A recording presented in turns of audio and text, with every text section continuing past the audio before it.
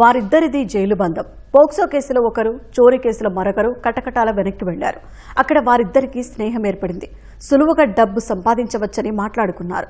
Jail నుంచి వచ్చిన తర్వాత కారు అద్దెకు తీసుకుని చోరీలు చేయడం మొదలుపెట్టారు. ప్రకాశం జిల్లా మద్దిపాడలో తాళం వేసిన ఇంటిని లక్ష్యంగా చేసుకుని చోరీకి పాల్పడిన 4 నిందితులను పోలీసులు అరెస్టు చేశారు. చెడు వ్యసనాలకు అలవాటు పడి వరుస దొంగతనాలకు పాల్పడుతున్న సునీల్, ఆనంద్, వెంకటేశ్వర్లు, సాయి కుమార్ను 4 నిందితులను అదుపులోకి తీసుకున్నారు.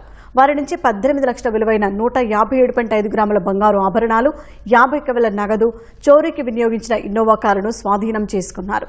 నిందితుల్లోని సునీల్, వెంకటేశ్వర్లు వేర్వేరు కేసులో జైల్లో ఉన్న సమయంలో స్నేహితులుగా మారినట్లు పోలీసులు తెలిపారు. బయటకొచ్చాక చోరీలకు పాల్పడుతున్నట్లు చెప్పారు. సునీల్పై నెల్లూరులో 18 కేసులు, ఒంగోలులో 1 కలిపి 19 కేసులు ఉన్నట్లు తెలిపారు.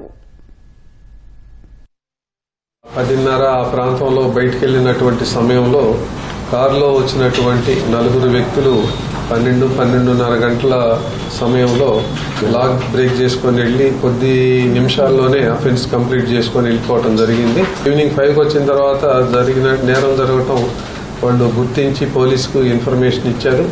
సుమారుగా 26 సవర్ల పైన గోల్డ్ ఆర్టికల్స్ థెఫ్ట్ చేయటం జరిగింది.